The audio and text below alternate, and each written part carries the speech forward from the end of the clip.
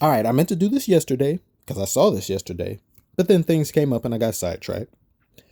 If you're new to this channel, we do a lot of different things here, quite a myriad of different things.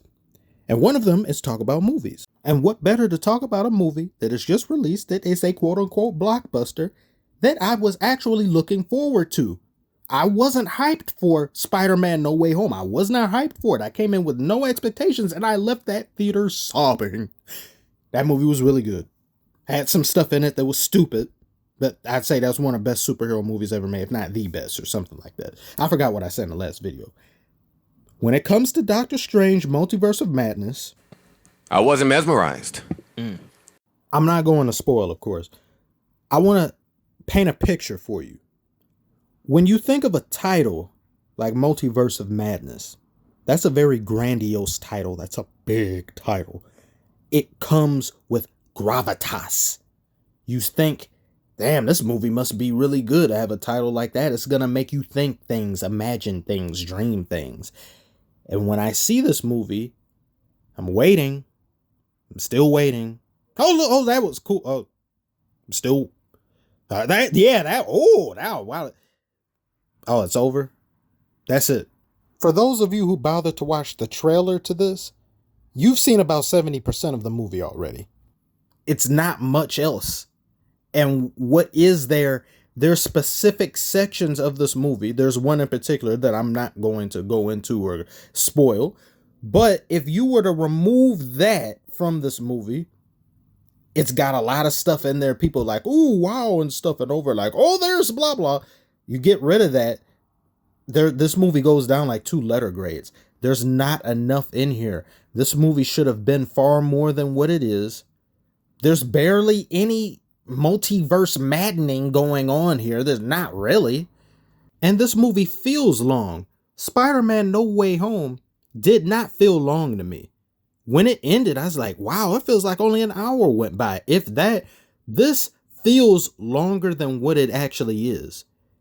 I'd honestly go as far to say as this is probably the most disappointing Marvel movie I've ever seen. Does not mean it's a horrible movie.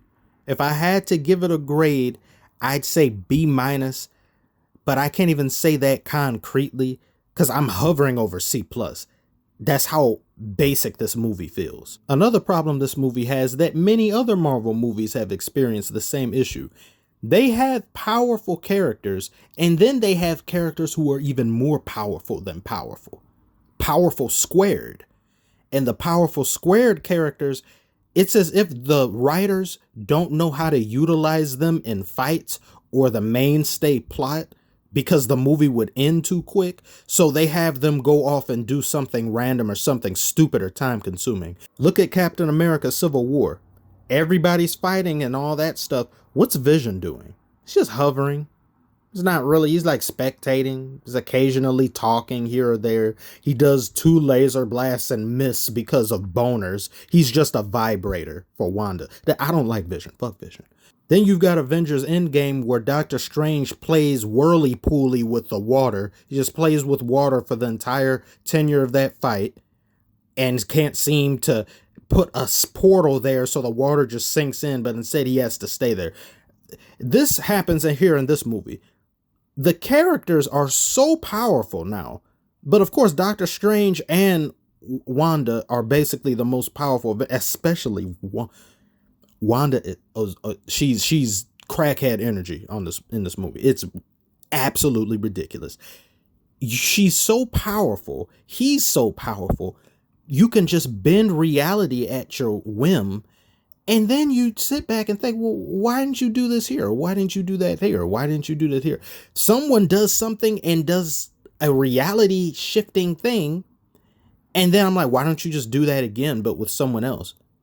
It just never happens because the movie has to movie. But then there'd be no story. Whenever that gets brought up, you're not writing properly. That happens a lot in here. And it's downright confusing for casuals. If anyone came into this thinking, well, first Doctor Strange was already confusing. This can't be. Oh, no, it's way worse. It's way worse, more confusing. I wasn't confused, but necessarily just, it made me tired after a point. It honestly feels like I'm running in place. I'm not really getting anywhere. And by the time we do get somewhere, I look back and say, well, we've only been to a few places. Isn't it supposed to be multiverse? Like it feels like the only verse of madness, more so than multi. And the girl that's in here, her name is America. I don't know this. Whatever her name is.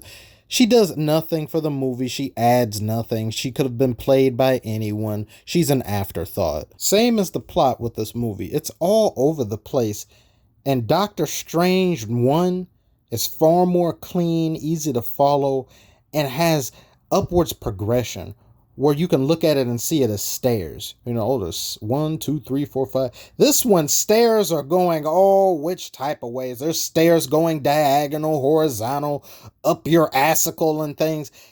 And you're like, okay, where are we at? Is something happening? There's more plot-induced stupidity in this than there is plot. So it just bogs it down. I just expected more. If you want to just walk away with one quote, so this video's gotten too long already. Think of it as somebody tells you all you can eat buffet. You're like, wow, I sure am hungry.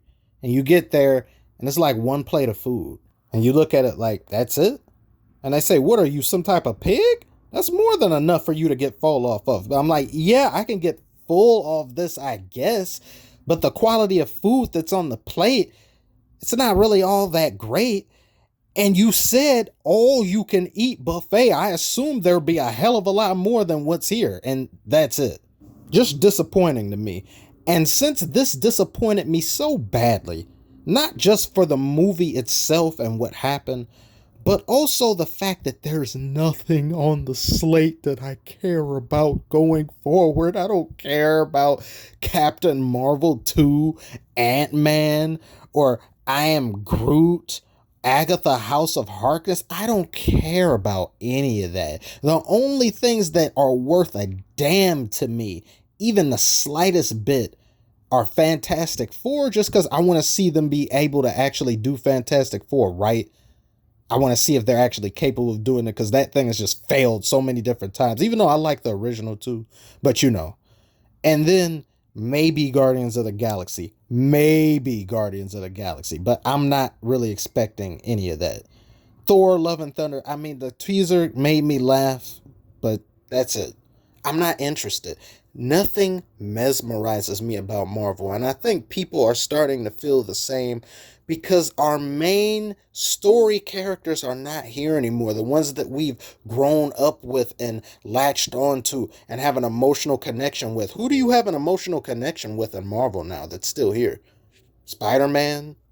Thor? That's pretty much it. I'm superheroed out, to be honest. And don't come in here thinking, well, you mean you don't see enough and you don't do that. I've been seeing movies I've seen silent movies. I've seen movies of 10s, 20s, 30s, 40s, 50s, 60s, 70s, 80s. I've seen some of the greatest movies ever made. I've seen the first movie ever made. I need more. Superhero movies, push the envelope. There's no envelope pushing with this. It was bare bones in certain sections. I expect better from you, Marvel, Disney. Wow and mesmerize me. But tell me what you think below. If you haven't seen the movie, do go out and see it.